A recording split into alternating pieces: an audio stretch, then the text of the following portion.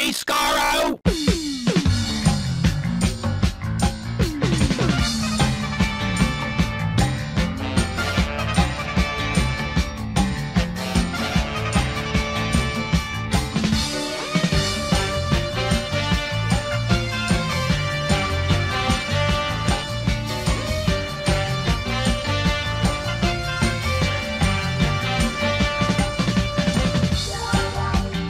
Hello, everyone. Welcome to Radio Free Skaro, episode number 966. I am Steven in Edmonton. Morning, Vancouver. And Chris in Edmonton. This is it. We are at the end of the first season, or the 14th, or the 40th of Doctor Who.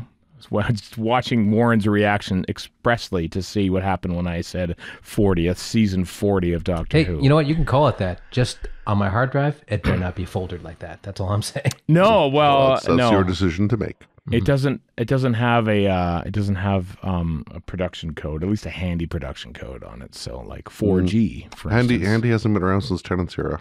Nope, but we did see him handles. Sorry, handles.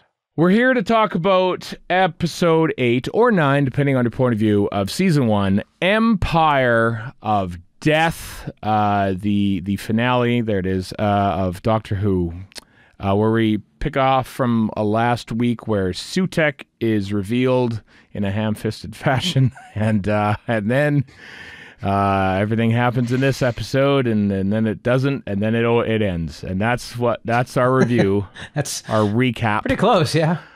Of that.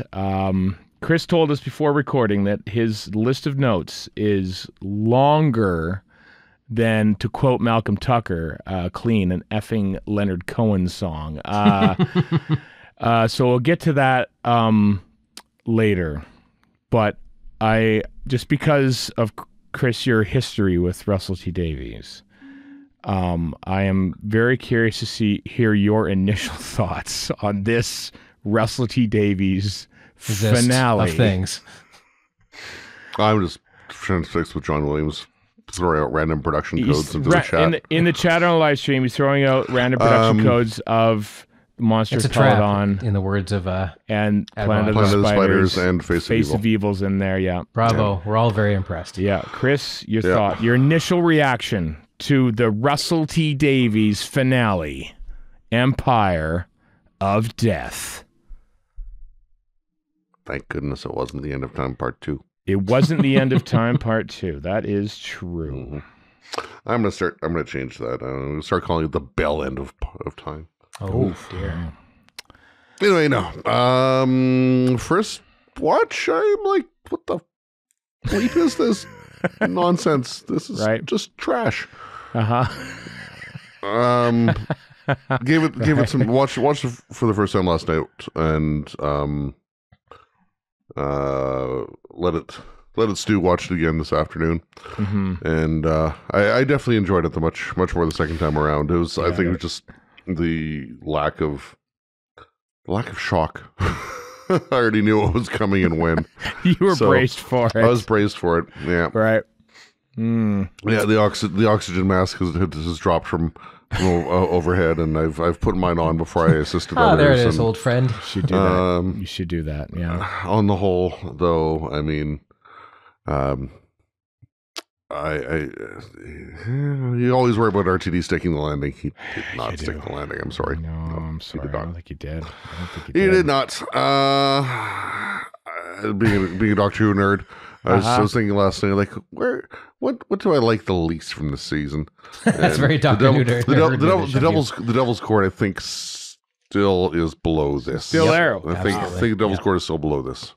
For whatever that might be. The worth. last 5 minutes of Devil's Court, I try not to let that impact my opinion of the episode as a whole. For me, anyway. It's still, well, I'll get into it when I talk. But yeah. Well, talk now, Warren. All right, well, what are your initial? As far as Devil's Court goes, there's plenty worse. There's plenty more besides that terrible last 5 minutes. There's plenty of other things that annoy me with Devil's Court. Right. Anyway, Empire of Death. Yeah, I'm kind of in Chris's boat. I was like, well, I said the week before, nobody's better at raising the stakes to the insane tippy top like RTD, and nobody's better at then letting us all down with it afterwards. And not always. Doomsday is good. I'm sure there's probably another one in there somewhere. Parting the Ways is really good. Yeah, but first two of them. Journey's End is a real letdown, and Last of the Time Lords is a real letdown after two great ones beforehand. And this is not as much of a letdown as either of those. But how much that is due to me expecting a letdown? because I was like, okay, this is a standard RTD, hand wavy beats, some stuff I like in here, but overall kind of dumb. And just starting with, so Sutekh kills everybody and then he just kind of hangs. It goes. Well, he's basking in his destruction and the lack of life and whatever. And then he's baffled by this one woman he can't understand because apparently he has no access to the internet. No. Which would be around, and I'm pretty sure if you can survive the time vortex for millennia, Unit Wi-Fi, probably look something up on Unit Wi-Fi has a very particular password combination. I mean, maybe his fingers are too big; he can't. Buffalo, right? Two F's, one L. Exactly. Buffalo was the password for you. It is. That's right. They've probably updated it, I hope, since 2005. I bet you they haven't. Now it's Bison. With a 1 and a 0. Impression, here we go. More RTD for good and for ill. This is about as RTD as it gets. Yeah. Update. So this is where I talk about sports. So apologies, briefly, but so the ridiculous coincidence of a Doctor Who finale and a whole season, let's face it, airing at the same time as a truly epic and historic Stanley Cup final is going on. So last Saturday... You are the Venn diagram for this, right? That's how they planned it when this was shot last June. Happening at the same time. So last Saturday, we recorded on Saturday morning, the day of Game 4. Mm-hmm. The Oilers were down 3-0 in the Stanley Cup final to the Florida Panthers, having scored 6 goals total in the whole series. Not even. 4 goals in the whole series. And I was like, well, A, I'm depressed because we're going to get swept in the final. And B, well, at least I don't have to worry about Game 6, which is going to be here in Edmonton, and which I would be working and which I'd be very emotionally invested in anyway. At least I don't have to worry about that clashing. There's my very thin silver lining to losing the silver bowl that is the Stanley Cup. Saturday night, the Oilers win 8-1. Amazing. Yay, well done us. At least we won one game. Back to Florida. Going to be tough to win another. Well, guess what? We won another. And then that made that Game 6, and the Oilers, if they win that, would go to Game 7, which is on Monday night. And so my entire, this is the first time in the longest time, maybe ever, that I wasn't even thinking about Doctor Who on Friday. For pretty good reasons. I mean, you were working the game. It was not even on my mind, which is kind of, it made me sad. It made me sad because I don't want to, and that wasn't like me, think I hate Doctor Who and I want to watch this anymore. But I wasn't as looking forward to this as I probably would have been or should have been. And so when the time comes that I watched, I got home, the place went nuts. The whole city was going crazy, let me tell you. Driving Zambonis down the street, the whole 9 yards. It's amazing. This city is amazing. Very Edmonton. It's like, as Greg Wyshynski of ESPN has said, that basically Doctor Who fans, there's the people who wear jerseys, like I would probably if I went to the games, and there are people who just do Oilers cosplay. And that's exactly, there are basically hockey nerds because they do cosplay to go to Oilers games. It's a really unique scenario. There's a weird combination of nerd and sports. And so I got home and I had to watch as much post because it was not in the right frame of mind. And so then I watched Doctor Who and it's almost like I don't think this is good, and I feel bad that I feel that I don't know if it's my my complete distraction right now that is giving me this opinion, or is it just not good? And I feel bad that do I have to defend this show now? Because it was the kind of episode where I feel like a lot of people probably weren't going to like it. And judging from the reactions that I've seen on Slacks and Twitter and TikTok, I'm a apparently control variable because hockey doesn't affect me. And I know, but and so it took me a good long while to sort of think, is my opinion being swayed by outside events?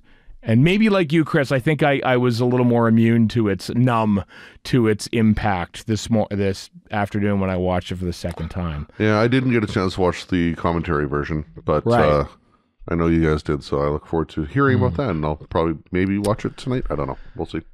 It's Vicky Dello, Benita Langford, and which was funny. Russell T Davies are on the commentary, and it's pretty good. He explains a couple things that were cut from the episode, not by his wish, incidentally. But and the origin of the memory TARDIS is explained, which is kind of cool. Yeah, that's good. Okay, the memory. Yeah, so why don't we start there? The memory TARDIS, which is a neat idea, and I have to tell you, would have been great had we seen it for the first time in this episode and not in November when Tales of the TARDIS came and then leaked in the one shot of the trailer. I thought it would have been many people are seeing it for the first time though. They are, but not just we're the dedicated dorks looking at the intros and outros. Well, shows we've seen a million times. True facts. Yeah. True facts, apart from the people in the UK. Yeah, but even people in the UK you narrow down who's dedicated enough to actually check out the Tales of the TARDIS. There's not that many people in comparison to the crowds of people watching Doctor Who. And also, for them, it's a new thing. And not everybody watches trailers either. I would disagree insofar as having the notion of the memory TARDIS there before we see this works better because this is a remembered TARDIS. Right. And it just it fits. Mm-hmm. Like I can buy that narrative more having the knowledge of the memory TARDIS than if I didn't have that knowledge, I think. Right.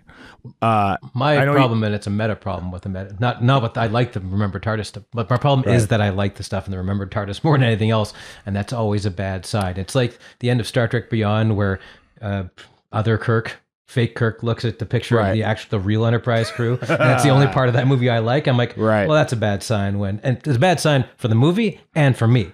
So, because that's what I'm into is the old crap, and I'm like, okay, I'm just when she touches Colin Baker's jacket, I'm like, it's a lovely moment. Yeah. But at the same time, I'm like, well, the member berries are getting me. That isn't indicative of quality overall. It's just getting me. Yeah. I know you didn't watch the commentary, Chris, but in it, they said that basically this came first. The memory TARDIS happened first, and then Russell T Davies says, they built the set. Yeah. Oh, yeah, totally. And that's why they made Tales of the TARDIS. Yeah. This was shot in June, July last year. Yeah. And the Tales of the TARDIS stuff was a late, it was September when RTD came up with the notion of it. And they were just going to get rid of the set and said, well, let's not do whatever. that. So, yeah. Oh, yeah. And good for him for doing it. Like, it was definitely came first. Hashtag to build the sets, yeah. I like the memory TARDIS bits too because it kind of reminded me of there it is, Jason Sell in the set. I deliberately referenced him. Hashtag build the sets. I liked it because it reminded me of the Moffat finales and I do like Moffat. We are Moffat. This is a Moffat-friendly zone on this podcast. Yes, it is. We're free to say. Like, as far as they're dramatically different, like part 2 is dramatically different from part 1, or? Yeah, in that there was like chaos for episode 1, and then it was just like 3 people in the universe and a TARDIS set, and I was kind of like, here we go. I kind of like this bit. But even then, it was kind of chaos. I wish, like many times, I wish that there was more breathing space in this era of Doctor Who, and I don't think That's not going to happen. No, I wish it would. The RTD way. No, I think ever since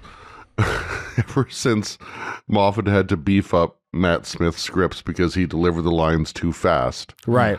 I think we're never going to have that breathing room. And it's just not TV now, unless it's procedural, in which case it takes 20 episodes to get to where one. Right. Not to mention, I would just even on top of just dialogue, you've got the fast cuts and a bajillion edits and that's another thing. All that stuff to just make everything seem quicker than it is. And it doesn't need to. It's actually funny. There was a a comment on our YouTube review from last week where I mentioned that I wish the scene where Ncuti Gatwa like punches a couple walls and stuff at the end there.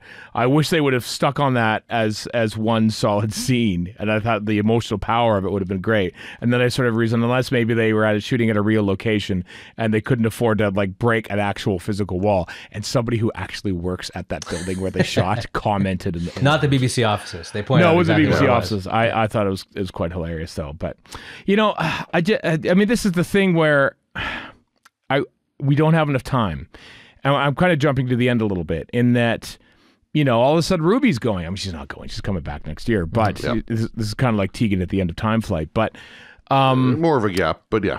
Yeah, and like the scene doesn't build as much as I want, and then just when you think that I wish this had a little more time to breathe so we could appreciate the emotional impact, and here's another big problem that I had with this episode.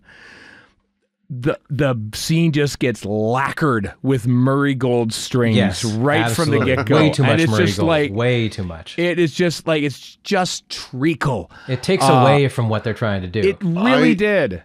I will really counter. did. I will Okay. counter with when the Doctor makes the realization about what Sutekh is actually, what he actually wants, and about Ruby's mother and all that kind of stuff.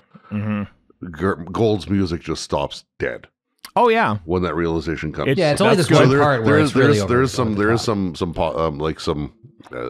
positive stuff with his stuff. Yeah, it's just that one section at the end where they kind of go egregiously overboard on it. It was way overboard. And I can't tell if that was like Murray Gold going, I want this to be big, or if the director / Phil Collins / RTD says, we want it big here. It feels like big strings. It makes it feel like they have less confidence than they actually probably do. Yeah. You know what I mean? Like it right? just doesn't, you're like, okay, you're trying to overcompensate for two people doing a pretty good job, honestly, at performing this. So I know. I feel like that goodbye scene wasn't earned because we've barely known this time team. We basically didn't have two entire episodes. We basically didn't have them because it was just Millie for one episode and them just sort of talking on screens and Dot and Bubble. There's also the stuff like throughout the series there's all this like reassurances from the Doctor to Ruby and hugs, and he kisses her on the head a few times in this one or whatever, things like that. And at the end she's like, I love you. And the Doctor turns his back to her. He starts crying, but he turns his back to her. Like, well, apparently, I think they said that in the commentary that they were planning to have him say "I love you," but then they decided not to, and the scene seemed to work better in the edit, I guess. Yeah, which is good. You should have said "I know." I mean, and just flip the doors. Out you go. And then he should say, I have a bad feeling about this, and do whatever other Star Wars crap. I do like him saying, I don't do domestic without saying, I don't do domestic. Yeah. Yeah. Doctor cries a lot now. That's fine. That's who this Doctor is. That's fine with me. He's the therapy doctor. Yeah. Like he's unlike 14 or any of the other ones. He doesn't hold it in like they do. Which is fine. That's the whole point of the character. I don't know. But by the time, I mean, Erica said in the chat she likes the crying. Just that by the time it happens every episode, it's just like he's always crying now. He's crying at everything. Like I think you're exaggerating for effect here. I don't know. It's one. All right. Well, I could do with a little less of it. Maybe I prefer the stoic nature of Peter Capaldi. Why isn't he a grandfatherly gentleman? Why not? I know, right? I know. Maybe that. Honestly, I mean, it's just the humanish RTD Doctor, I think, that is sort of coming out again. That's fine. That's a kind of Doctor we've had before. But I'm fine with it. You can have all sorts of different Doctors. Okay. Better crying than emotional hair wiggling, says Kat. Yeah. That's true. If you don't want to cry, go for Capaldi. I know. All right. I thought, I don't know. Maybe I was thinking that. I just want to see what you two thought. Yeah. Eric asks a good question of would it be okay if he cried over hockey? Yeah. That's worth crying about one way or the other. You're right though. He is an emotional Doctor. He laughs as much as he cries, I guess, too. Mm-hmm. So he's living life. He's said that in numerous episodes. Yeah, I suppose. I know. Plenty to Chris says in this episode. That really didn't bug me all that much. Yeah. This is the woke era, man. Get with it. Yes, it's too woke. Yeah. Please don't believe I have that for a second. Back to towards the beginning of this episode where Sutekh appears and then blows dust on everyone, and they get Avenged. And which is the first thing I thought of when I saw it. I'm like, so everybody's getting Thanos. They get double Thanos. Yeah, that's true. Yeah, the birds will sing again as the ridiculous line that Kate says.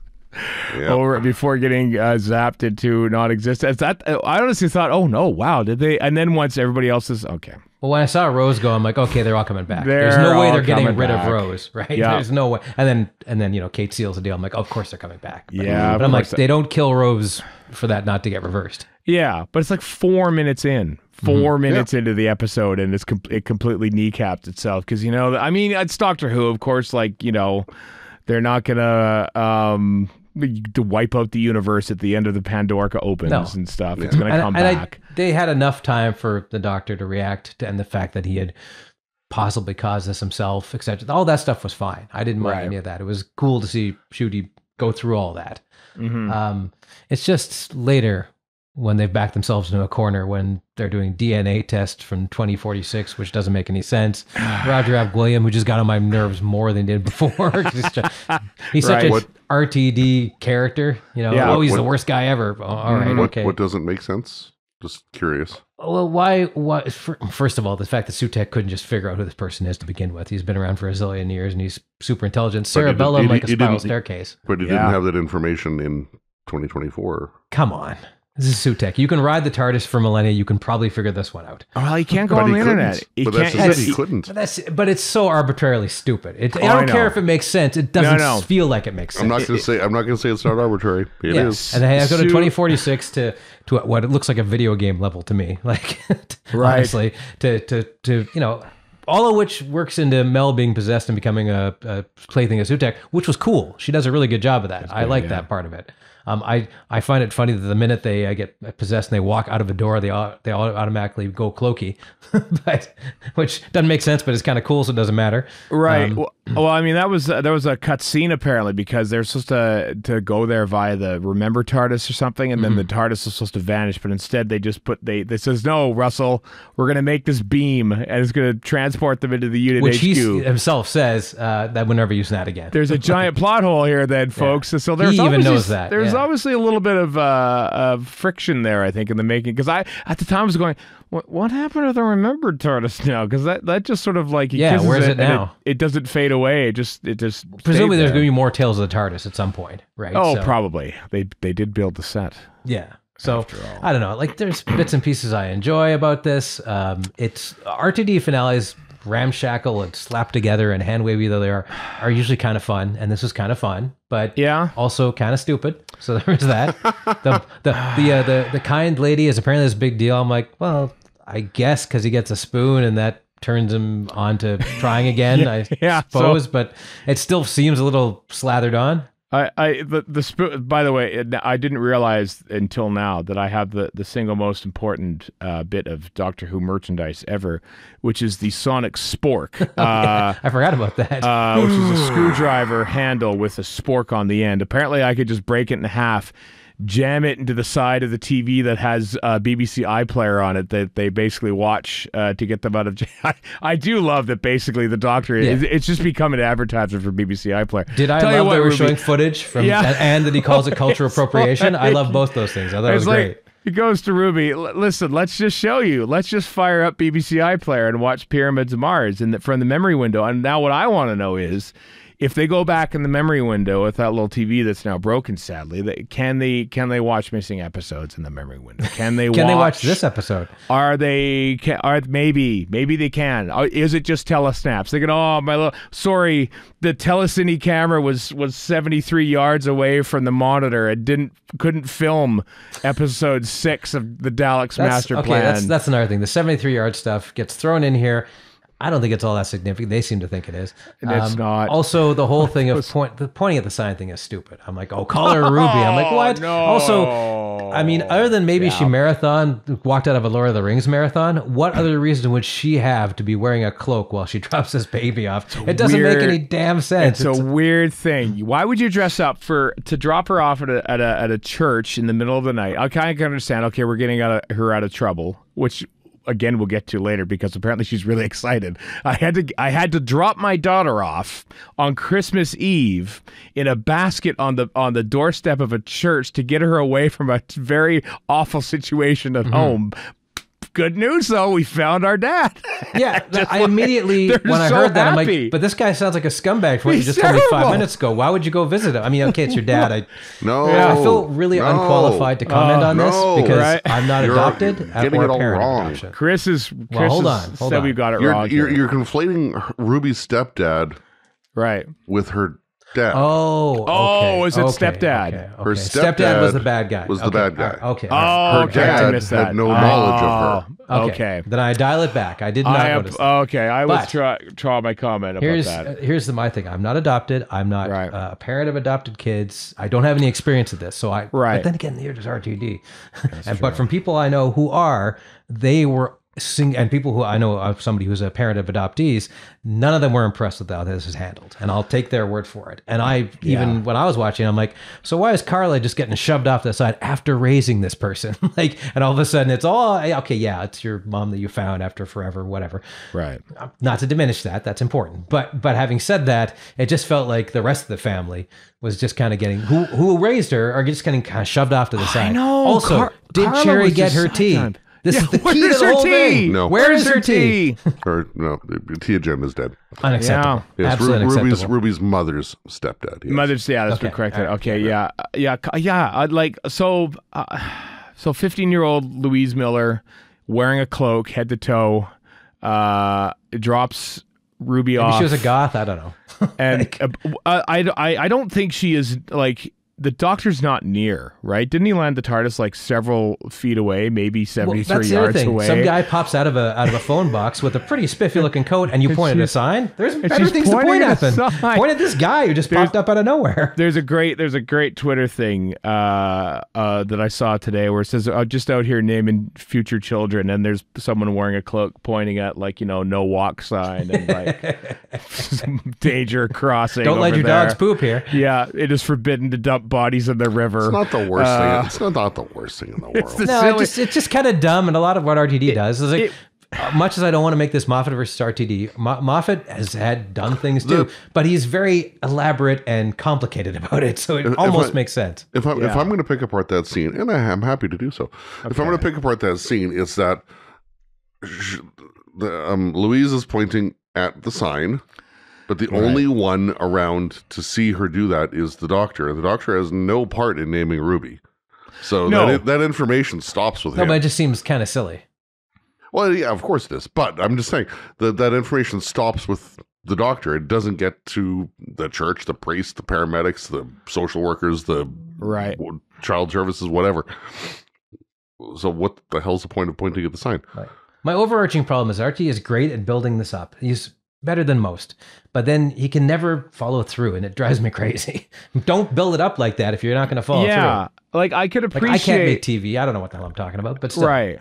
I could appreciate the fact that it was just a normal woman. It's interesting that Russell. So basically, this episode is a response to Star Wars: The Rise of Skywalker, which he Chris says. This is something that he mentioned in the commentary as well that you haven't watched yet. In that he loved how Rey's family was just like they're just normal people. Just she loved, and he loved that. I also thought that was great. And then they changed it obviously in Rise of Skywalker. And so basically this is response to that. And I was happy and also let down at the same time. Yeah, same here. Disappointed. Who is that? I watched the reveal of it. Do we know who that is? Do we know who that person is? And I thought, which again is fine. That's perfectly fine. There's nothing wrong with that. Which era of Coronation Street was this actress in that Russell T Davies saw? Perhaps and thought she'd be great. We need her. Ruby's mother. Did you see the hoax on Twitter? No, I didn't. About Ruby's mother? No. Was there a hoax? I didn't know it. Apparently, Kat can speak to this better than I can, but right. apparently there was a hoax that different actresses played Ruby's mother in different versions of the UK cinema screenings. I mean, why the hell not? All the somebody posted this on Twitter, and then multiple people responded saying, multiple people responded saying, in my theater it was person X, Y, Z, whatever. No. That's an elaborate fake out. All actresses from EastEnders.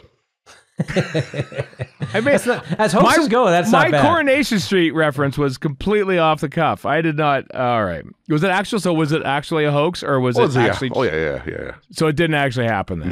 No. This is why you watched Who Shot Mr. Burns then on Disney Plus earlier today.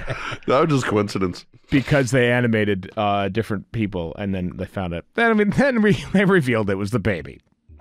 Yeah. Yep. So I guess that was okay. I guess that was nice, and it was a nice way of revealing her mom. We were jumping all over this episode, all over the place. So bear with us. I kind of like how they use the coffee, like, as a way of saying her name and stuff. And say, wait a second, I once pointed out a signpost that had your name on it. But the problem here isn't that it's a normal everyday person, which is fine. The problem is that RTD hype trained the living hell out of this, saying, "Oh, you won't believe who it is." Right. I guess. That's his job.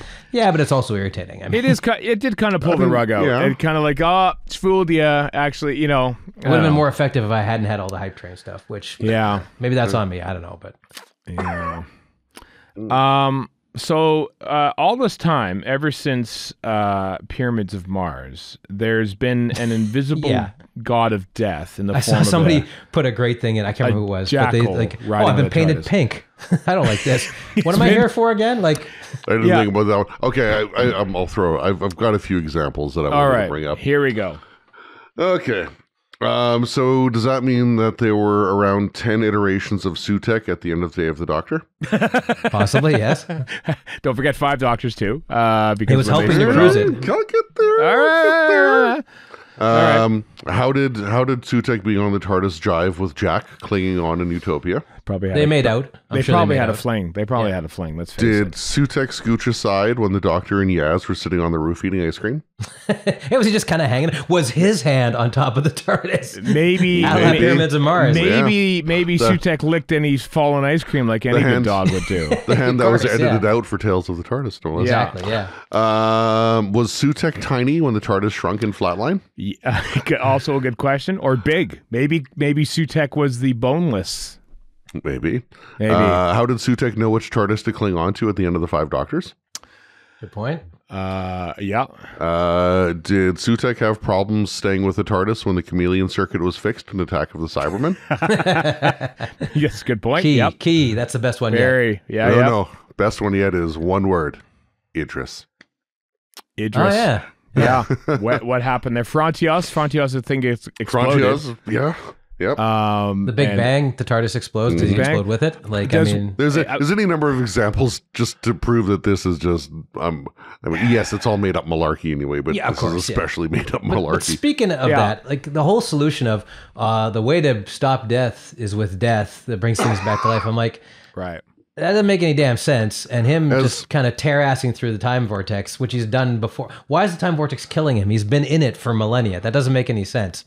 Also, a leash is stupid. And like, I don't care if it's intelligent glove leash. Come on, that's just dumb. Like Erica said earlier on, death plus death equals life is just bad math. Yeah, that is really bad math. That doesn't make any sense. 2 wrongs do not make a right. 2 deaths do not make a life. But 3 left turns do. 3 left turns do. Somebody said that it's the different eras of the time tunnel, which is kind of cool, if that's true.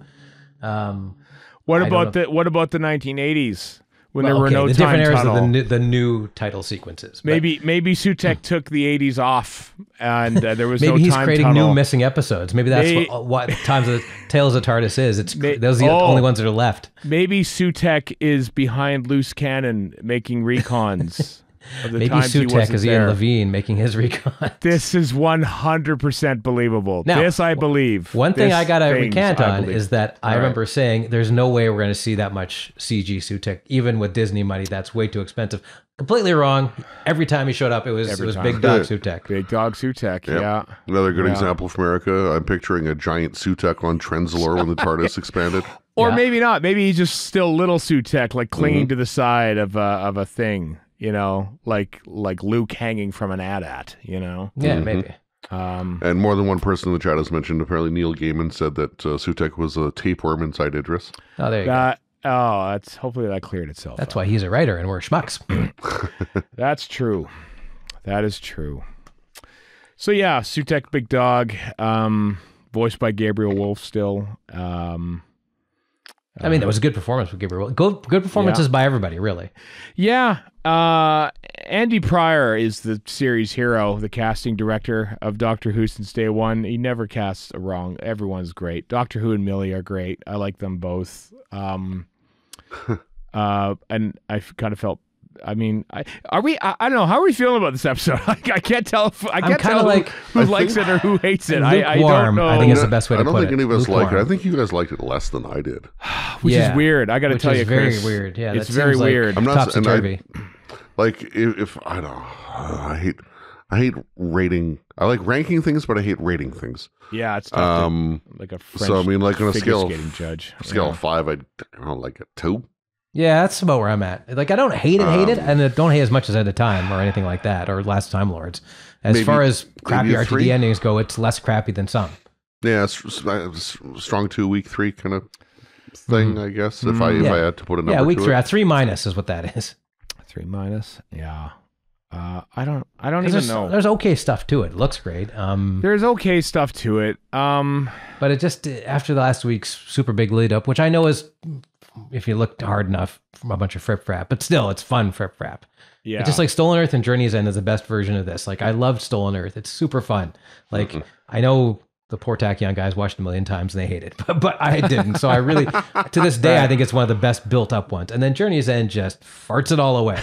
And that's a lot of what this does, essentially, but not as much. I mean, yeah, I got vibes from that because when the doctor's like naming planets, look at this planet's back, and this planet's There's a lot back. of, for good or ill, there's a lot of RTD in this thing. Yeah, I've got all that on my list. I'll get to in time. Let's get to it now, Chris. Wanna I feel like cross somebody's that off talking. now? Yeah, let's do it. Let's get to it. All right, so Chris's epic list of notes about planet- Doctor Who: Empire of Death. the planets referenced. So I made a list of the planets. As Oh well my as the- god, I wasn't expecting. Is this why it's so long? It's just a list of planets. in part. Yeah, Oh, the whole thing damn is a list of planets. Okay, here we go. But I also made listed the related stories as well. Right. Okay. So Venus, we don't actually see them go to Venus, but No, it's referenced in Marco Polo. Oh, and everywhere. Well, they learned Aikido somewhere. and- Finnish yeah, Aikido and whatever else. Doctor Who's Telos, so Tomb of the Cybermen, Attack of the Cybermen. he is really like, oh no, not the Cybermen. It's just well, like, even I mean, Mel even says like, "Oh, the Daleks are dead," and there's like not even like you Yeah, nobody's sad about this? nothing Like, was yeah, said. they get, yeah, well, you know, Karn, Brain of Morbius, Raymond Morbius, the Youth Sphere, Planet all of the member Youth. berries. he's very excited about getting back for some reason. Yeah. He's happy to see the Youth back, I guess. I mean, I'm not complaining about the dude, but yeah. Skaro, I think we know that one. Yeah. Vortis, R- so R2000. Web Planet. Well, planet's gone. Tigella from Meglos. Tygella, Pouring one out for Meglas. I've got a cactus right over there called Meglas. thanks thee to Ty. Vox, which I couldn't actually find. There's apparently something kind of like that from the end of the world, but I mean, not it might just precisely be that. it might just be a random play. It might just be Yeah, you might one have just made some stuff up new too. one in there. Yeah. He Well, didn't say Raxapora, blah, blah, blah, blah, blah. Raxacora Falpatorius. I can never say it. or Claw. The better name. Messaline, which is Doctor's daughter. Sure. Wouldn't have remembered that. Yeah, I remember. That's in a memory TARDIS drawer somewhere near the back for me. that's way down there. Yeah. Califrax, so Pirate Planet. Pirate Planet. Love the Grey Williams. Spiridon, Planet of the Daleks, although the Doctor says Spiridon, not Spiridon. Oh So my God, controversy. we got another Metabulus Well, situation here. Well, McCoy says Spiridon. Pertwee says Spiridon. Yeah. There you go. I got a better answer. Who cares?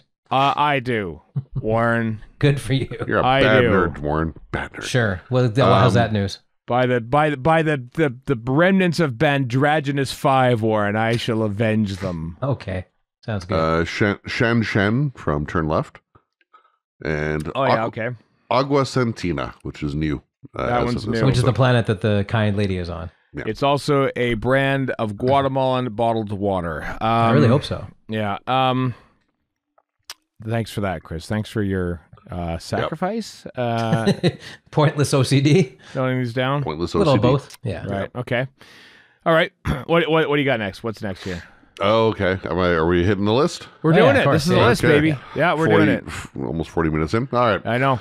We're all over the place. Let's All right. go. So, Here we go. Sutekh's Dust of Death. Sure. Yeah, okay. Just I didn't blows mind dust. it. It's fine.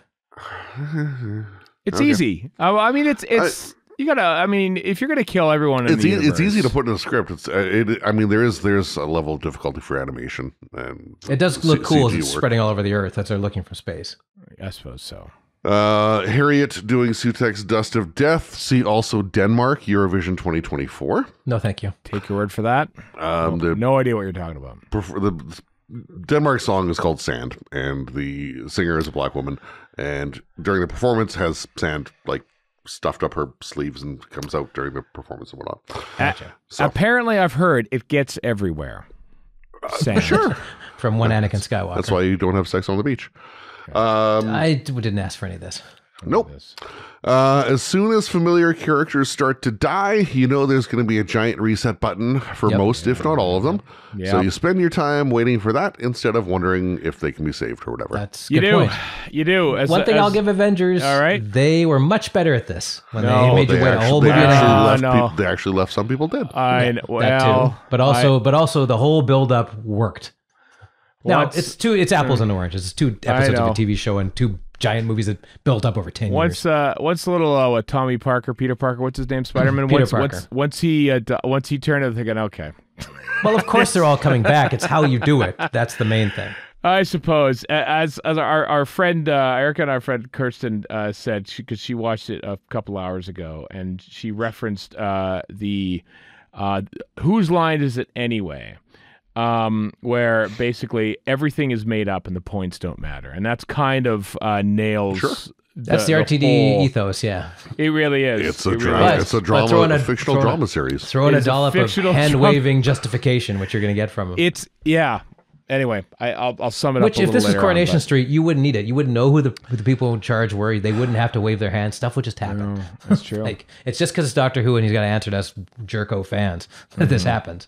Not that it's not his fault for coming up with stuff He in the doesn't first have to place, answer but to. still. He doesn't have to answer to us at all. But he's one of us, so he knows he has to, Maybe. or he's going to. Let's put it that way.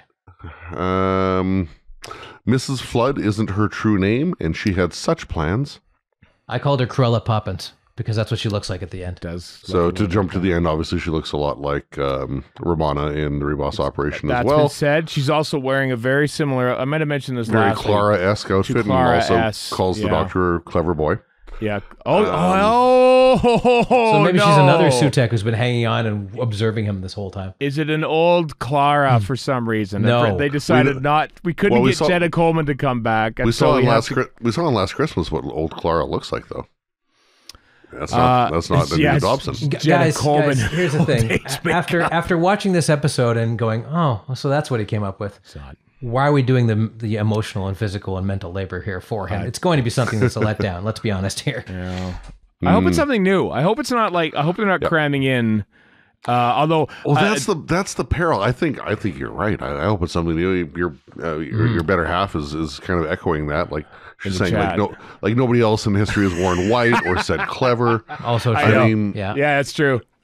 This is on us, the Doctor Who Yeah, I fans, know. for drawing No, yeah. conclusions where No there one aren't else. any. No one else could be named Susan in the in the course. universe. Which they completely drop, which I'm Yeah. kind of half happy Yeah. and half annoyed I with. made that yeah. mention last week. Yeah. Like the Susan Yeah. thing was like, what the hell? A couple of people have mentioned in our chat in our live stream that the White Guardian, and I want to go back a couple weeks to Rogue when Rogue's spaceship was looking like a bird, and I compared Mm-hmm. it to the bird heads that they wore in Enlightenment, the white Thanks, and black JNT. Guardian. So yet another JNT callback from RTT. Big giant finales, old women with red hair, and birds on their head. That's basically the RTT era in a nutshell. So yeah, there we go. I'm saying it. The White Guardian is Mrs. Flood. I very much doubt it. I'm sure he'll come up with something and we'll be like, all right, okay, fine. I suppose so. I think he's being facetious, Warren. I know, but still. Like, Warren takes everything literally. no, I don't. I see this with Doctor Who fans do this all the time, and I'm no better.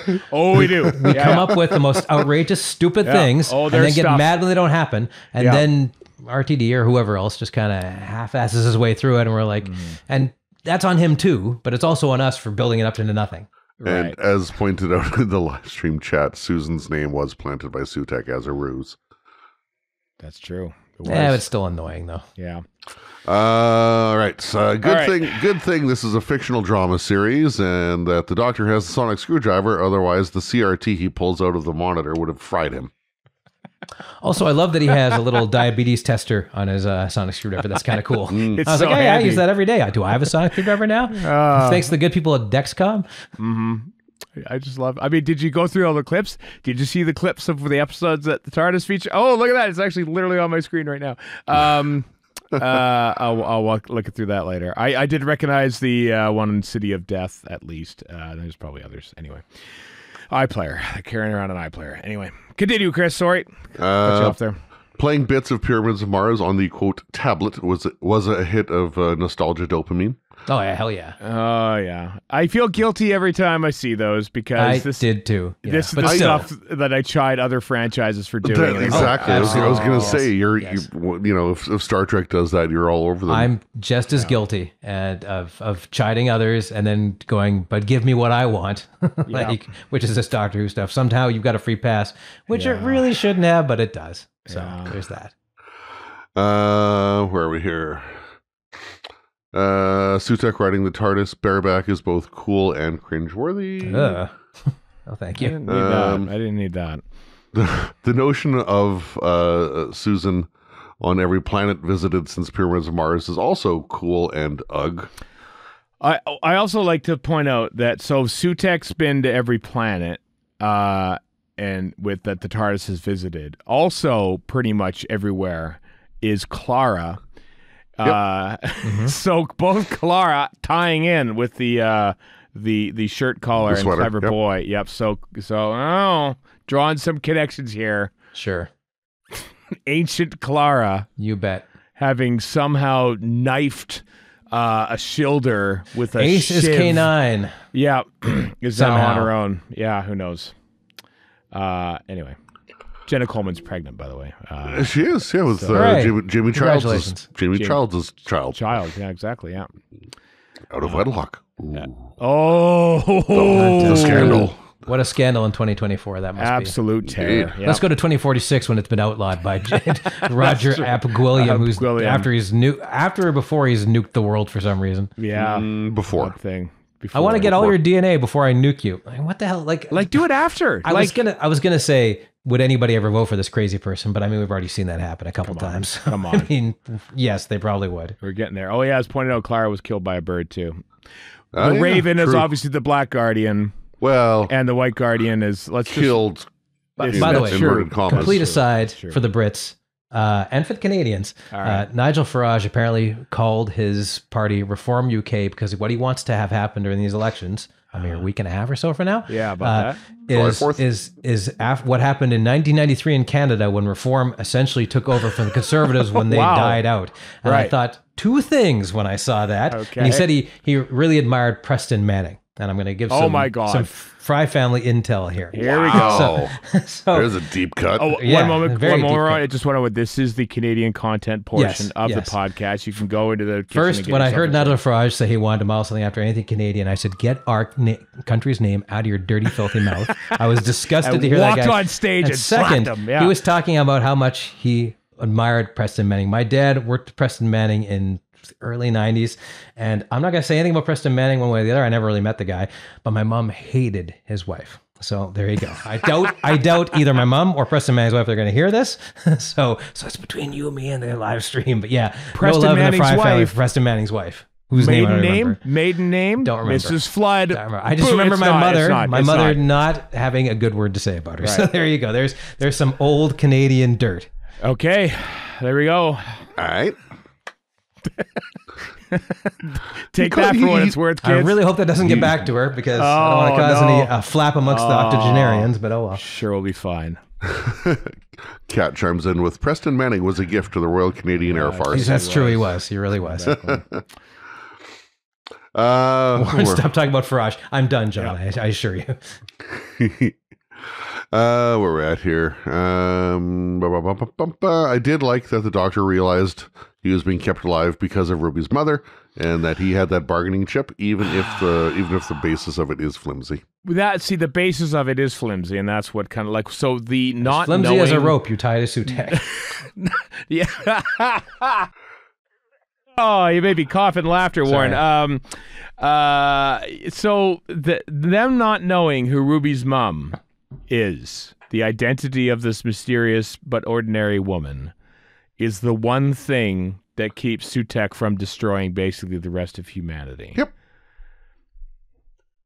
Sure. You got to pick something. That. I don't care what you pick. It's gonna be as terrible as any other choice. Like there's no good choice in that. That's called painting yourself into a corner. That is RTT did. That really is. And so the solution is build another corner. That's basically what you do. Oh, look at that. There's another corner over here. I could paint myself out of this one too. This wasn't as Deus Ex Machina as usual, but you know, it wasn't as Osterhagen key. I'll give it that. Oh yeah, that's true. Yeah, I was thinking about that, but Mel seeing and feeling the Sixth Doctor's stuff, and then later clutching the Seventh Doctor's question mark jumper as she slept. That was a moment. It was nice. It was nice. But again, I'm guilty. Absolutely guilty of doing what I criticize Star Wars. Although Star Wars is built on this essentially, so yeah, even more than Star Trek is. Well, Star Wars only takes place in like basically a 6-year span. That's true. Even the Acolyte feels like it takes place, even though I know it doesn't. It still feels like it does. Mm-hmm. I'm going to get in trouble for this. I'm going to call out Kat on something she saw, just relative to that. That's okay. I just scandalized my family, so go for it. When Mel sees the Sixth Doctor's stuff, she first touches the Doctor's like his necktie thing. Yeah. Kat thought it was Perry's bikini. I mean, no. I'm just going to leave that. I'm just going to leave that there. Two previous companions always touch their predecessor's clothes. I don't know. It was a tie, Cat. Get your filthy mind out of this podcast. There's only room for Chris's filthy mind. Yeah. There's barely room for that. Years that the Doctor referenced landing on Earth. We have 1999. So TV movie. Yeah. Member berries. 1066. Happy Magna Carta Day. Time Meddler. Hey, Meddler. Oh wait, pardon me. It was. I guess I was wrong about that. 12:15. 2005. Rose. That's right. Yep. Well done. I recognize those years as well. Well, again, things we're pointing at because we remembered stuff. Remember rewarded. The Time Meddler? ATST. That's exactly what it was. The TARDIS, more member berries. The TARDIS door is being operated by a switch with the classic warbling sound, which I did love. The sound got me. Yeah, I love the sound. Yeah. Just put primal scream therapy. So when the Doctor's in the doorway of the TARDIS, when it's he does a fair bit of that hovering too. In space. Yeah, he screams. Yeah, but he's an emotional dude, so I'm fine with it. Yep, I mean it goes part and parcel with the crying and just. Also, this is a heavy bleep that just happened. I'd probably be screaming too. Let's be honest, I'd be a pile of dust. But were I not a pile of dust, I'd be screaming. Good thing you're a pile of dust. Yeah, very convenient. The whole aside with Sean Clifford from Fleabag to get a spoon. What the hell was all that? What's the kind woman? It's so important according to RTG. You've landed on something. Yeah. He goes to 2046 Earth shortly after and could have just found any number of spoons there. So many spoons. Plus, go into the canteen. Or any kind of metal. Yeah. Plus, why would she still be alive? Like everyone on the whole universe is dead, but somehow she's not. Like how long and has he been wandering around? And, Was he using the memory TARDIS? Quick, we got to find someone who's still alive. There's one. The memory TARDIS that has so little power. My half-remember justification is this dust thing takes its sweet time to do it, right? So it's missed a few people. But she doesn't remember her kids dead, all the rest of it. So which was quite well done, I thought. That whole bit. I guess, but it was a weird scene that just did not fit in with the episode at all. Well acted, weird scene that doesn't fit in, basically. Yeah. To quickly answer the question from the chat about what was the spoon even for, it was to fix the so-called tablet display thing because he needed blow something on it. He needed like a Nintendo cartridge. No, know? he said he needed something that wasn't from the memory TARDIS. So and that's all he had available. As gentlemen of a certain age, right, who had to get the TV to work way back in the day of rabbit ears. It's true. That spoon makes sense. Like the amount of stuff I would do to descramble Super Channel, like the crazy urban legends about taking foil and putting it around the RF in 3-4 input thing. Like all this is that spoon makes complete sense in that context. Yeah. Could I just point out that like Russell T Davies and hinting at like Ruby's background, it's like, oh, it's tragic, it's absolutely stunning. Oh, it's just powerful and amazing. Her origins. And I know stuff. I feel like I've been lied to. See, I gotta tell Chibnall you. never said anything to anybody, and in the end, was that the worst thing in the world? Like I know there is a kind of a happy middle ground, I'm sure. There is, but Chibnall not saying anything is starting to look pretty good, actually. Yeah. The happy ground in the middle is the Moffat era. That's where we I didn't want to say it. I did not want to say it. Anyway, Chris, your list. I was enjoying the comment in the chat. I liked the dead baby. Wow. Okay, John Smith. It was a good scene. I just don't. In the commentary, the in-video commentary, RTD said, "Yes, please tell me he explains it." Well, he wanted to have a scene to show that there was still some. It wasn't just the three of them in the memory TARDIS left in the universe. There was but still. The whole point was that there wasn't anybody else because he hadn't been to whatever planet that was yet. It's the flyover planet. But it's he like so basically he's going to kill them by being there. He even says the ripple effect or whatever. Yeah, like I've never been to Nebraska. I was a ripple effect. All right. I mean, I'm just explaining. I'm not. Don't come at me, bro. I'm just. I know saying you're just what the messenger, but just the messenger here. I'll shoot you right in the face. Wow. Man. All right. Honestly, didn't hate it as much as this tone is making it sound like I hated it. Yeah, it just felt weird and like it was like a nice violin solo in the middle of this weird. There's a few violin solos that are pretty jazz good in this. breakdown. Yeah. That this was. The dead baby came back to life. Yes, it did. Yeah. Where am I at here? Chaffee is apparently matcha and coffee. I didn't know that. Only with a certain level of mavity can you make chaffee. So, yeah. You know. Are they just going to drop that like a hot rock next season? We haven't seen this in Space Babies that I've noticed. Yeah, Mavity will come. I'm sure it'll come back. It'll probably come back. Yeah. What was all that Egyptian stuff? Cultural appropriation. That was great. I thought that was love that line so much. Right. Ruby having no recollection of the events in 73 yards. Well, that makes sense. I.e. the distance of 73 yards itself, and Roger William. I like that. Mm-hmm. It's an episode that did not exist. They were but actually, that does make a certain amount of sense. And somebody in the chat said that one thing that was changed as a result of 73 yards was Roger William not launching nukes or something. I don't know if I can quite get there myself, but yeah, I like the less time we spend on Roger William, the better. Yeah, he sucks. I think so. Chekhov's whistle, which also didn't make a whole lot of sense to me either. No, apparently, I mean, it's just a regular whistle. It's just a regular whistle. So for those later on in my notes, I surmise that maybe it's like there's some upgrade to the Stattenheim remote inside the TARDIS, and the whistle is able to control it as a result. Any whistle. I love how you guys are justifying a random whistle. Oddly enough, I thought with in canon stuff. Yeah, I thought Stattenheim remote. Sure. Oddly enough, there was a scene in the during the chase, and this is what he said in the commentary, where apparently the Doctor sort of like drops the whistle through time to himself earlier on so that he can use it later, and that's why he doesn't have the whistle. If you look at it, when he's like in the tunnel, when he's yelling at Sutekh, when he's hanging by a leash, that for some reason he has opposable thumbs, but he can't detach the thing from his...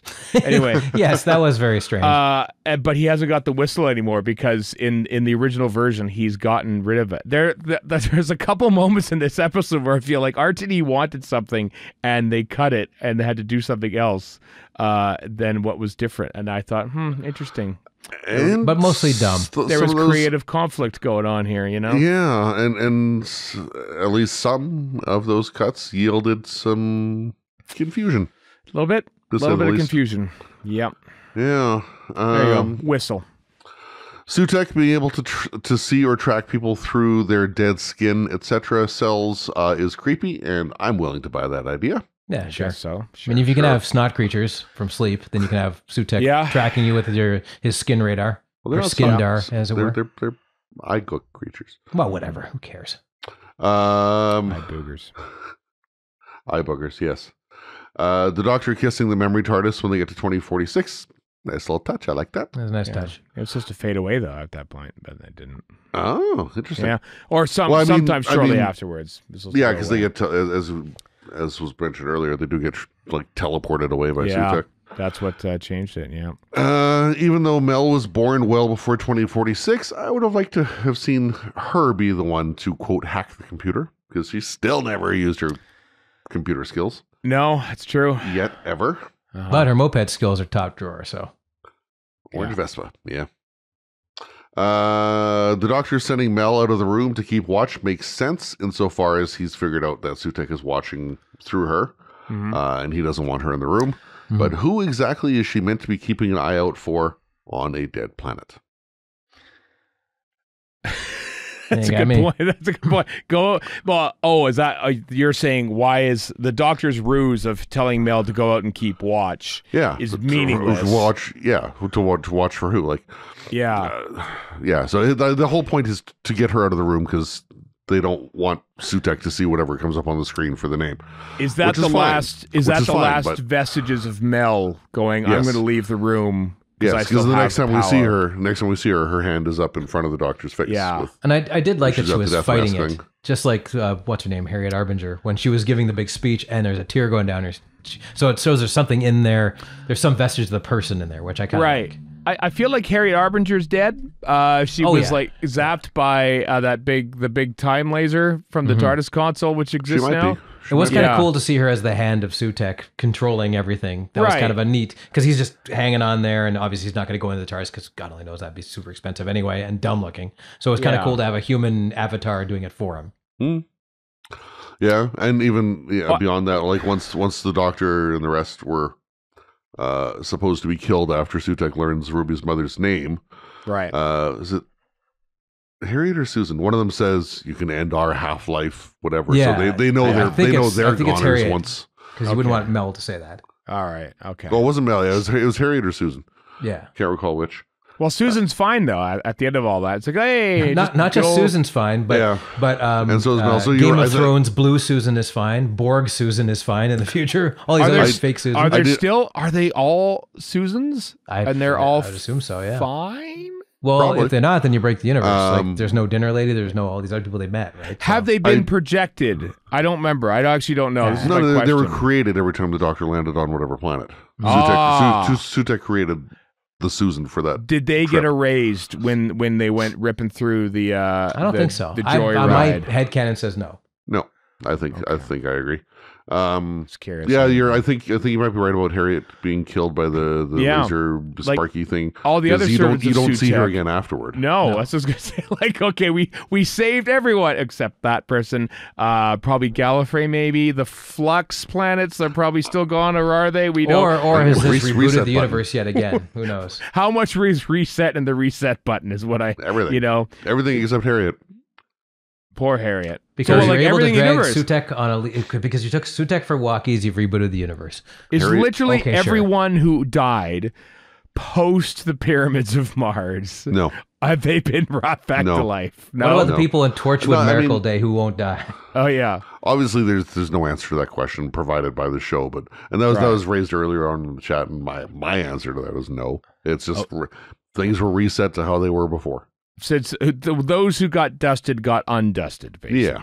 Okay. And here's where I'm going to give Marvel credit. After people got undusted in Marvel after 5 years, they showed consequences to that, as opposed to the usual ta-da, everything's fine again that Doctor Who does. Mm-hmm.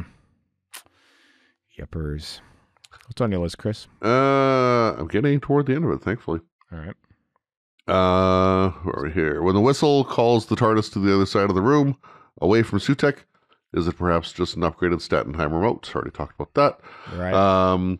Is the dog on a leash motif of corralling Sutekh perhaps a little too on the nose? I'm going to get nose boops for that. Yeah, a smidge. A little boop on a little terrier's it's kind of nose stupid, is what it is. That. Yeah. This magic, actually, that is the Osterhagen key, this magic memory rope. That well, it's intelligent gloves and it's intelligent rope or whatever. Yeah. So I guess he couldn't cut it with his giant clawed hands or his canine teeth or his godlike power that couldn't get rid of his rope. The TARDIS door. The TARDIS door just shears it. No problem. Just like, boop. Yeah, of course it does. Because maybe he touched it and made it less dense or whatever. But how could Sutekh not? Anyway, whatever. Who cares? Yeah. He brings you Sutekh's gift of rope. I like Kat's comment. If Sutekh got more nose boops, he might be less angry. Maybe. But, okay, you first, Kat. You boop him on the nose. I'm not going anywhere near that guy. Yeah. Let's go with that. Although I do have my two Suteks are just over there. They're standing by the TARDIS now. But Nosferatu is already menacing the TARDIS, so they got to wait their turn. All right. Already touched on this previously. Bringing death to death to bring life. I don't think that's how it works. Any sense whatsoever. I like Erica's. That's just bad math. It is bad math. That is bad. Not even that's not even new math. That's like not. I can't even do math, and I know that's wrong. Yeah. The Doctor eulogizing Sutekh and talking about how Sutekh turns him into a monster is somewhat disingenuous, considering he had no qualms, quote, killing Sutekh in Pyramids of Mars. The first time, that's exactly what I thought. It's like, wait a minute, you made me a monster. I know he's the therapy doctor. He's therapy or whatever. So he's more in tune with and that's just Sutekh. There's plenty more people. You spent 2 or 3 doctors were talking about it being in the butcher of Trenzalore and blah blah blah and all the rest of it. So I mean, come on, give me a break. This guy in particular, that's true. Who deserves it more than anybody else, frankly. Given the Doctor thought he killed Sutekh with the time vortex in Pyramids of Mars, and he again uses the time vortex to kill him here, quote, kill him here. Will that be another red herring about Sutekh being dead? I can't see them bringing him back again. No, I think it's done. I think which is fine. Like once every 50 years is fine for Sutekh. He'll be back again someday. Yeah, like on the 100th anniversary. Snowman. Yeah, for 110th, I guess. Yeah. Ruby's. Anyone catch Ruby's father's last name? No. What is it? Garnet. Okay. Another shade of red. Yes. Another shade of red. Wow. God. So clearly Romana is Ace and K9 is the Master. Gotcha. That's true. What other names for red are there? Is it going to be Is there going to be a red theme? Crimson Horror, in fact. And Scarlet and there's any number of red hues. Right. She was important because we think she's important. We invest things with significance. I did like a lot that Ruby's mother was just some ordinary person. Yeah. Yet somehow Sutekh was still hung up on her. Yeah. So basically Sutekh is the guy at the beginning of The Expanse who spends a season and a half freaking out about someone he's never met. I guess Sutekh's that guy. That's what Sutekh is. Sutekh is the slack taters from Dot and Bubble who have to eat people in alphabetical order, and it's like, I'm going to kill everyone, but this thing is bugging me. This is bugging me. A giant nerd and possibly an incel. Gotcha. Yeah, he's too hung up on the admin. It's exactly it. So that's why. Mrs. Flood with her best Romana from Rebus Operation Cosplay. That's what I'm still going with Cruella Poppins. When Mrs. Flood delivers her monologue, it's snowing.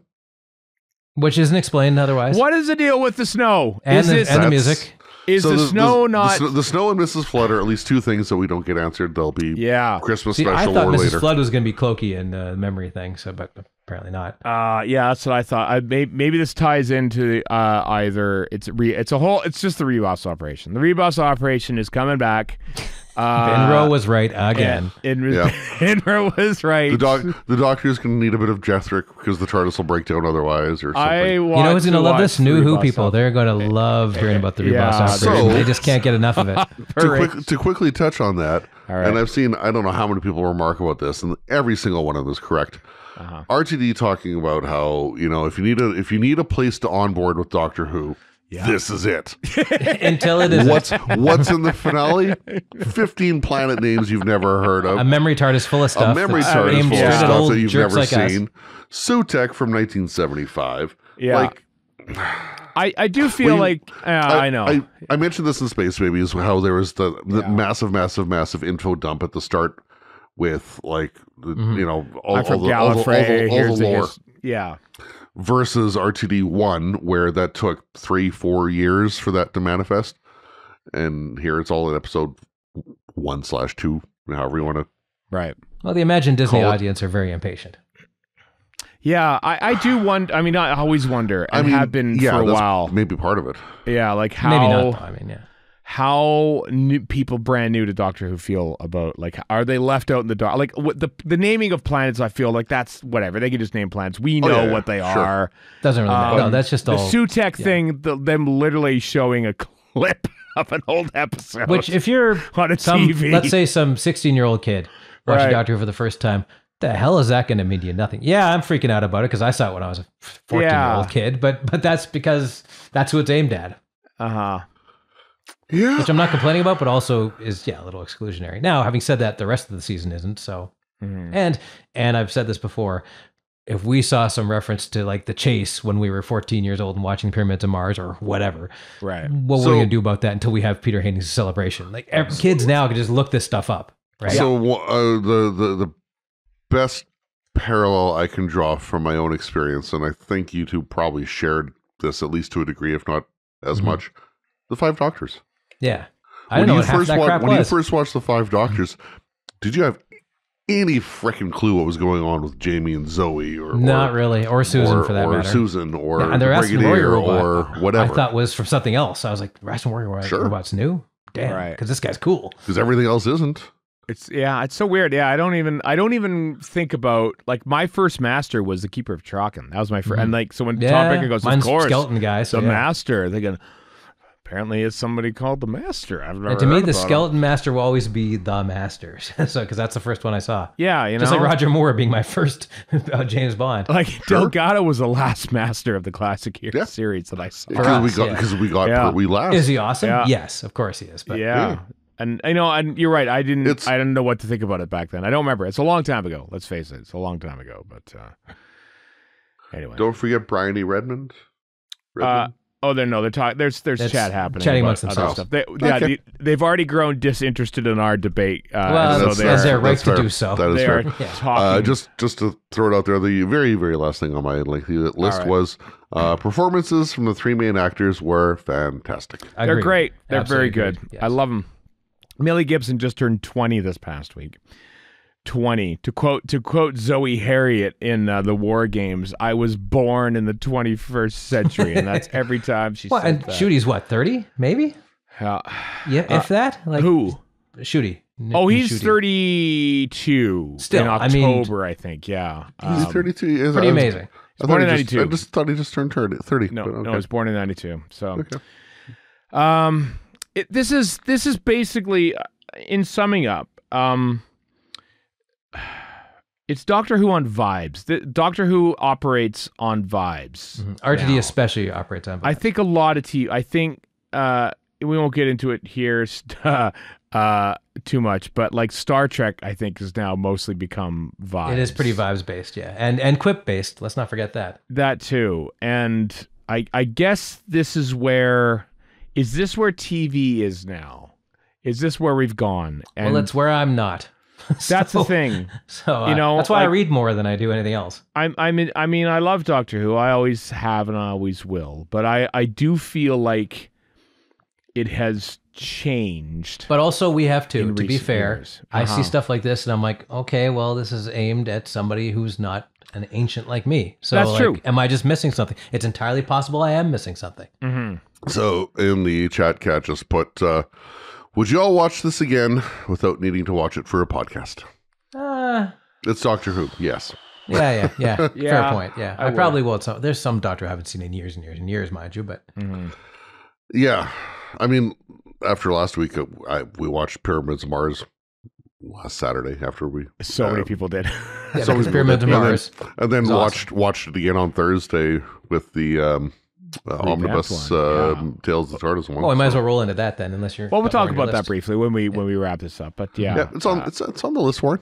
No, I know, but I'd like, are you done your list as well? I'm done my list, yeah. Okay, well then. Well, yeah. we're not, well, no, I mean we're still talking about. Doesn't mean we're not done. Okay, gotcha. The episode. Empire of Okay, Death. okay. I mean, another thing that we talked about previous RTD finales. I feel like RTD has created good finales and thus ruined finales. Yes. In that every finale now has to be this giant universe destroying And it doesn't. It really doesn't. thing.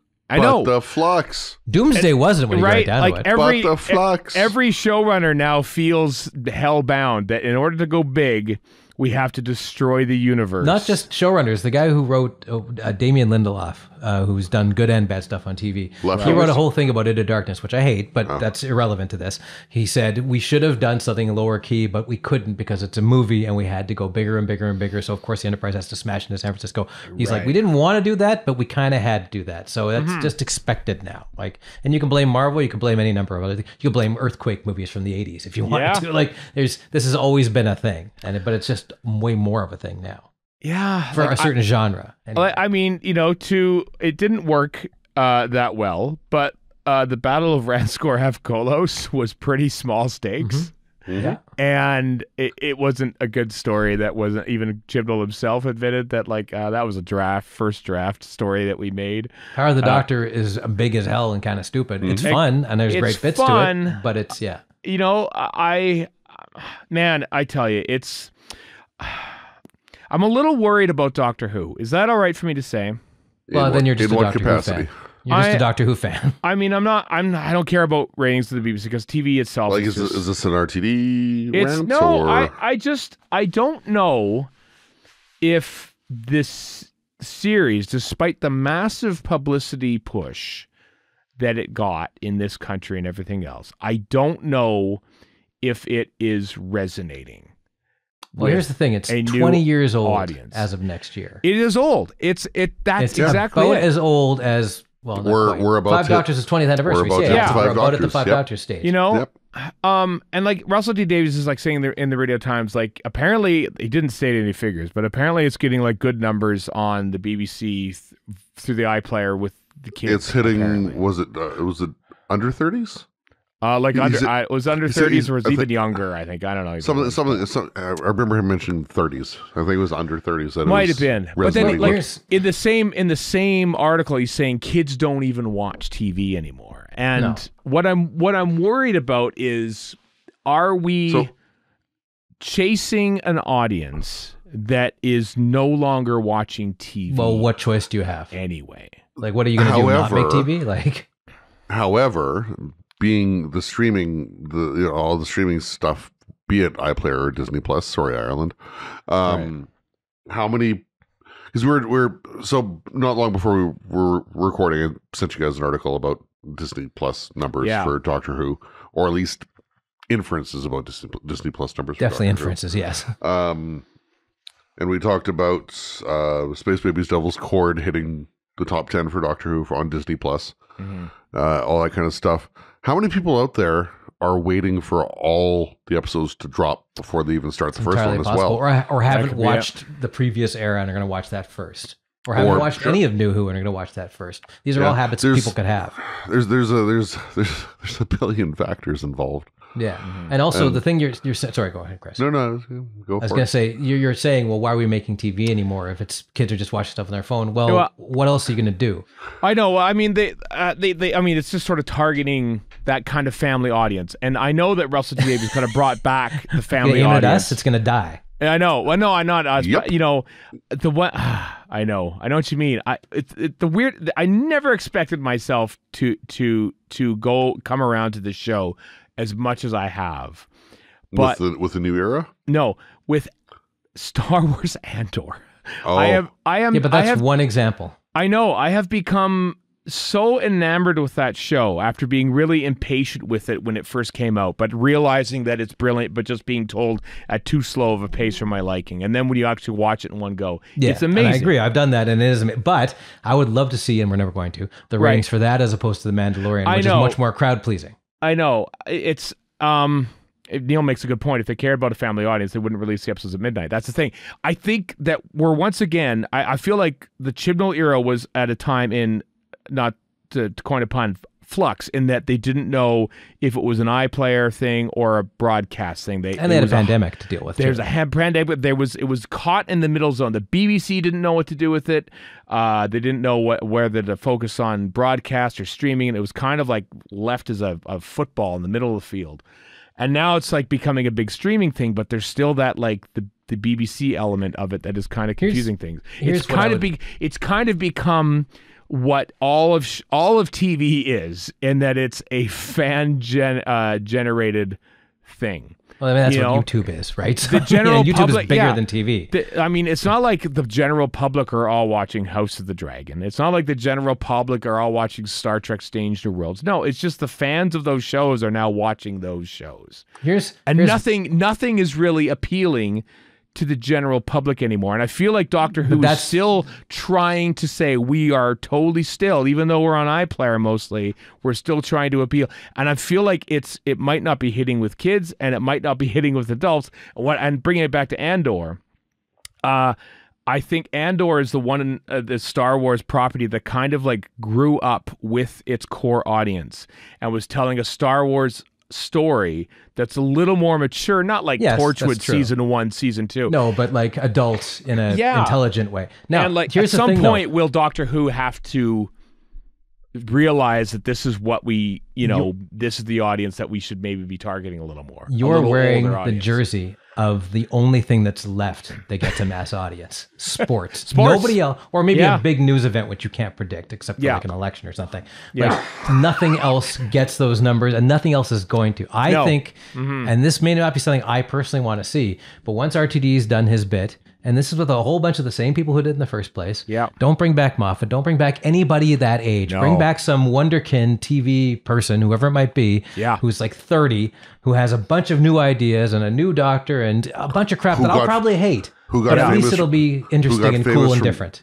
Somebody who got famous from YouTube reaction videos. Yeah. Please no. I mean, I will probably. This is a broader TV thing. But just bring in new people, because you can only go with old crap for so long. We're seeing this in politics. You got two of the oldest guys ever to run, one of whom's insane and one whom's just old, running for office, and everybody, no matter what side of the coin you're on, are like, I'm so tired. This is the boomers are all 80 something now. It's just we need new blood, and the new blood ain't us either. It's true, and somebody who's 30 or 25. This is one of the things that like the TV strike was kind of about. Like basically, the TV industry is like taking writers, taking their ideas and spinning them out, and no one's learning the act of and the art of show running, of running a show anymore. That too, yeah. And so I'm a little worried about that, is that the new ideas, like, Russell T Davies is in his 60s. Yeah. And he's writing Doctor Who and he's trying to think about very like accomplished what the kids, and doing his best. And I'm not criticizing him per se, other than this particular episode. Yeah. Right. But just all this stuff is old too. Like Star Wars is old, Star Trek is old. Make some new stuff. Find something new, for God's sakes. It's tough to do. Nobody wants it. This is a problem that solves itself. And maybe just TV itself. Maybe all that stuff is dying out. Who knows? Yeah. Maybe it's all going to be AI slop in 5 years. And we'll be happy to. Maybe the new showrunner will be ChatGPT 6.0, run by some AI bro. And we'll all hate our lives as we get sent to as our biomass gets used to power that AI. Oh, I'm dying for Doctor Who. Please put me in the meat grinder. I don't know how that got to there, but it did. I don't know either. Anyway, Doctor Who, huh? I know it isn't fun. Doctor Who's fun, but I'm a little concerned about it. I'm a little concerned about because I wasn't that 100% pleased with how the season played out. I'm not that pleased with the fact that it's not like they can make a course correction now because season 2's already done. It's in the can. So if they probably thought this is going great, let's roll on. Well, that's a massive peril of shooting it the way that they shot it. Is you can't. There's no course correction. Have that audience feedback to improve on season 2. In some ways, that's good. It should be pointed out. They made all 3 Lord of the Rings films at the same time, and therefore they couldn't say, "Ooh, they like this person. Let's write whole new scenes of for whoever they are." Lord of the Rings Lord of the Rings was logistical as much as.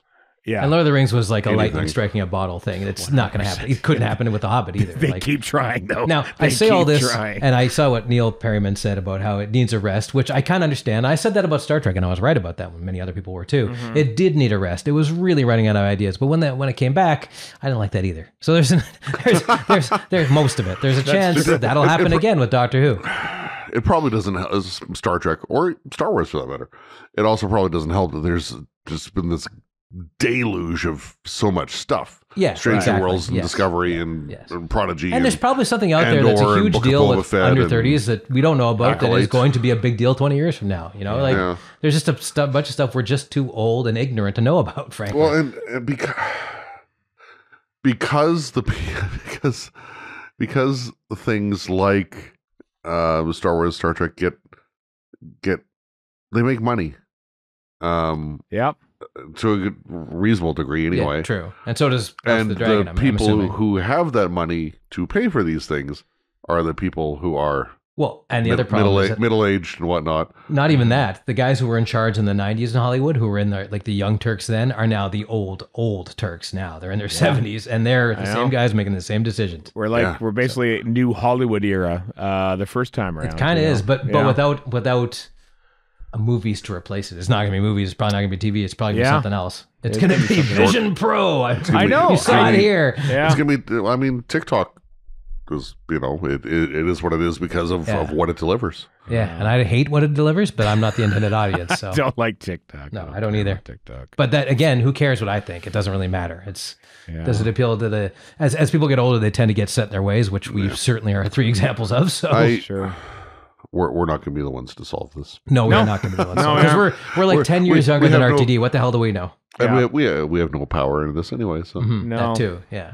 No, we don't. Excuse me, we're 3 podcasters. Well, obviously, no, we have all the power. So I was just having a peek because I hadn't seen anything. I wasn't sure what Ian Levine thought of. Don't do Why would you do that to us. yourself? Why we're having such a good time here? Why? So number 1, it's his birthday apparently. So happy birthday, Ian happy Levine. birthday. Happy birthday. Number 2, he hasn't said anything, at least on Facebook, about it yet. The last thing he mentioned was about Pyramids of Mars, Tales of the TARDIS, ragging on Benjamin Cook for his editing of it.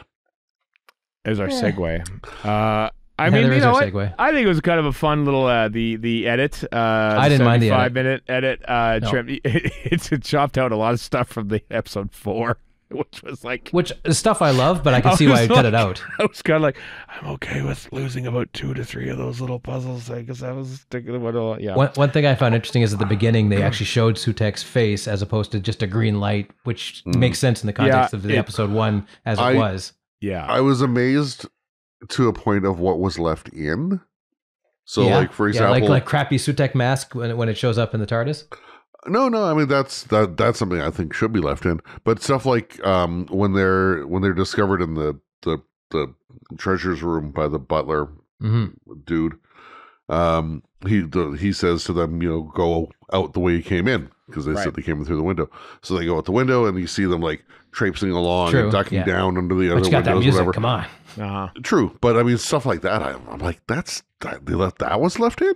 I was surprised at Steven told me they updated the time tunnel effects, and I'm like, I love the disco time tunnel, but I was actually shockingly impressed with how well it worked. On that note, they did. I was also surprised that they didn't update the visuals for the brown and white swirly bits. Oh, in the at the end. I love those though. Yeah.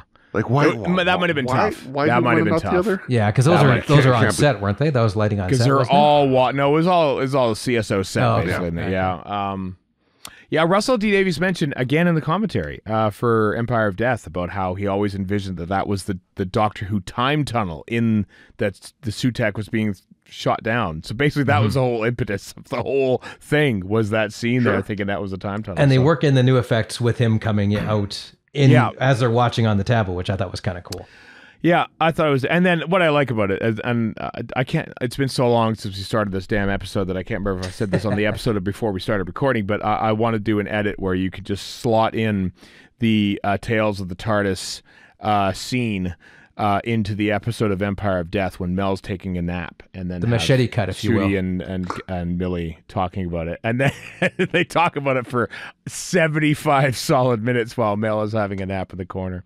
You can make a supercut. You can make a supercut if you really want. Somebody did with Star Wars, where I think it's Obi-Wan talks about his Anakin, and then you cut to episodes 2 and 3, and then you cut back to episode 4, and it makes more sense. Yeah, and you just cut Phantom Menace out entirely. Yeah. No, I you know what? The original Pyramids of Mars still exists. One of my favorite things was when somebody was mock complaining, or possibly genuinely complaining to Benjamin Cook, that he edited out the hand holding down the cushion when Sutekh gets up in episode 4. Anyway, the stagehand from the BBC in the 1970s, I can't remember his name. That's great. Responded saying that was my hand. That's awesome.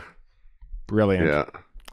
So that was that. I mean, I kind of understand. They call themselves the lowest of the low for floor managers or something, or floor people. I understand cutting it out. I also, a small part of me, it does die inside of the fact that it's been cut out, because it's part of the whole thing. It is indeed. Anyway, that was good. Not that we were allowed to watch it, of course, because we are not BBC license fee payers. So. Bad people. I certainly was a bad person this morning, watching plenty of things I shouldn't have been to catch up for this episode. The Unleashed, commentary. I did watch both Unleashed. So did I. And that second Unleashed was kind of work because it was a clip show of Unleashed. It was still pretty good. Now, one thing I got to say, I don't know if I saw it in the episode itself, but Handles is in that memory TARDIS, or at least he was an option for the memory TARDIS. The greatest living companion. He was shown. Yep. Yeah, Handles is in there. So. Absolutely, he's in there, so that was pretty cool. Not that we know it, of course, but yeah. Nope, anyway. Of course not. People have been putting them on YouTube. Like, I think all the Tales of the TARDIS, the interstitials are basically on YouTube. Which is the main reason you watch these anyway. Yeah, let's face it. I mean, that's why I do anyway, so. Exactly. What else happened this week? Are we done? Is that it for Empire of Death and all that? Is that it? And BBC published an interview with Gabriel Wolfe. That was nice. He was also in. Definitely nice. He was also in Unleashed. Unleashed. Yeah, he was Unleashed. Yeah. Yep. That was there. Doctor Who magazine 605 came out, and Shooty Got was on the cover. I have barely again Oilers playoffs. This came and landed, and then I did not read much of it at all. Sorry, but it's out there for all the people that like Doctor Who magazine, where they cover the last episode. And next issue will be a nice loving tribute to the late great William Russell, who of course died recently. So that would make sense. Yeah. That'll be in there as well. It's the part where we talk about the cover of the latest, the next Big Finish release. This one's the Quintessence, which has Joe Grant and John Pertwee, although not John Pertwee because he's passed on, voiced by Tim Treloar. That's coming out in October. You can get it. Died flipping burgers.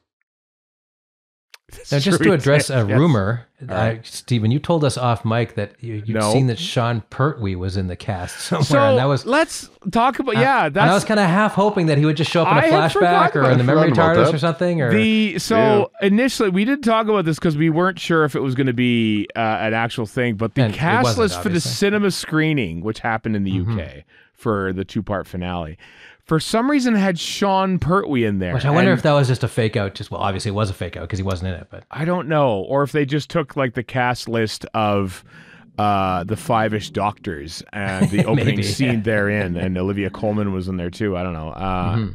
But no, Sean Pertwee did not turn up in any of these episodes that we watched. That's too bad. So it would have been great if he just stepped outside the TARDIS in the vortex and like started fly swatting Sutekh or something. Yeah. Which doesn't make any sense because it would be before that. But if only he had played the baby. A baby played by Sean Pertwee. That'd be funny. What was it? What was it last week that the Celestial Toymaker came out? I think, or the week before. Anyway, So yeah. on Blu-ray. My Blu-ray is finally shipped. It's Yeah. Not, Oh, my it's season. not, it's not slated to come for another several has days. It, But has it though? My season 20 Allegedly. set, the one that I gave up and bought on Amazon, so I will have another copy of season 20 kicking around, but whatever. Anyway, the same day, the Patreon version of this came out, but it's out for everyone. But I watched so much about the Celestial Toymaker in one day. It's the Dalek 6388 Cats, a Terra Nation Army. All about the lost Toymaker scripts. It's 55 minutes long. It's brilliant. They focus. Phenomenal. Do you watch it? Oh, Yeah. I it's haven't so watched it good. Kat and I watched it the day it came out, I think, or the Yeah. day that we Nerds. were aware of it. Yeah. Oh, it's so good. It's so good about just like all the myths and rumors where we just assumed what would happen through the whole writing process of the Celestial Toymaker throughout the various iterations of it. All wrong. David Brunt's superb, from what I hear. Another thing that I've bought but I haven't read yet, the Doctor Who First Doctor production diaries. A lot of information, new research comes from that about who actually wrote what in that story. It's brilliant. I think it actually even corrects the production notes on the Blu-ray that just came out. Oh. So like that's because I was watching it. Wait a second, that's not what the Blu-ray that I just literally popped in there because it's brand new said. So yeah, very good. Links in the show notes. Keenly recommended. To watch that. So. They always put in the effort. It's so good. It's so good. We've had Gav Reimel on this podcast a couple of times talking about it because we are such fans of their work. It's really good. So, and that wasn't about Daleks, and they thought, oh, this one probably won't chart very well. Well, watch it. It's really good. Doesn't have to be about Daleks to watch it. You know. Damn right. Last bit of news. This is Star Lost related, kids. so it's news for me and Steven. Be warned. There's a Kickstarter out which is fully funded, but you still want to contribute. It's a new book coming called Star Lost Unauthorized and the Quest for Canadian Identity by D.G. Valdrin. Somebody who was on this podcast last year, Warren. You interviewed him at a convention. He did of some sort. 3 different books, Pirates History of Doctor Who, which is all about fan films.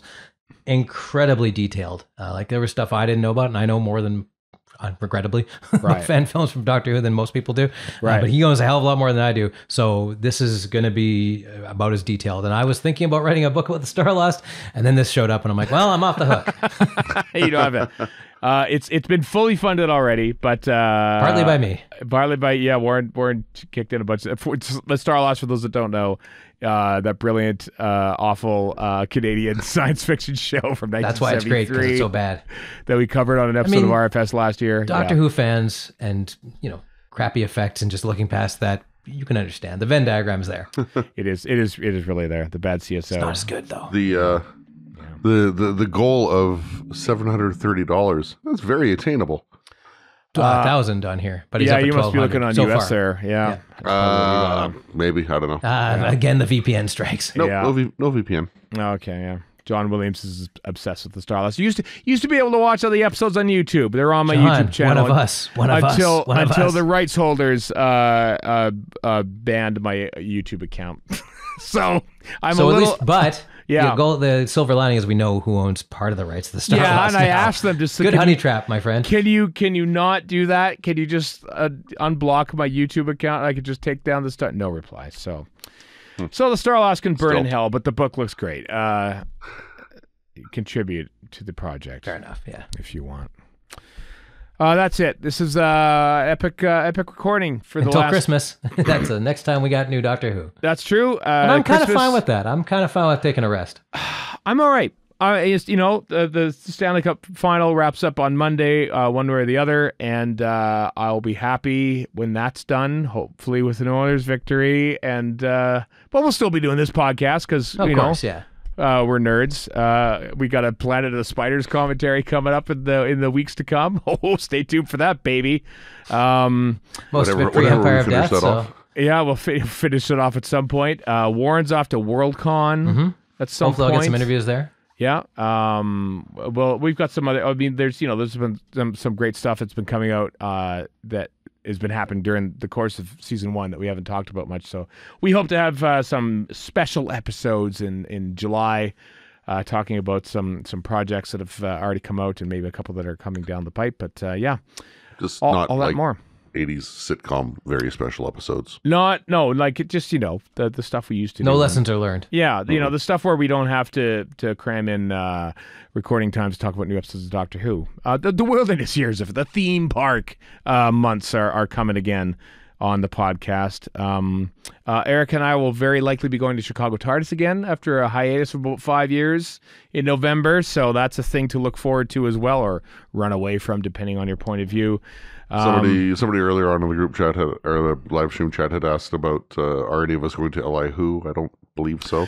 No, that is smack dab in the middle of August, and I am blowing all my vacation time on my Europe thing. Yeah, I might even be winking a couple of days to go to Ottawa for my book thing. So we'll see. But I can't squeeze LI Who in there. No, Long Island Who, it takes place in August, of course, but looks to be I'll be in Europe for most of August. So yeah, that's true. Yeah, you'll be gone. So there, that was coming on the weeks to come. Thanks to everyone who listened to us during the course of these reviews. Thanks to everyone who turned into our live streams as well. Mm-hmm. They will be back on probably Christmas Day or Boxing Day or probably December 27th or whenever we can find time. At worst. For the Christmas special, Joy to the World, of course, as we know. What day of the week is Christmas this year?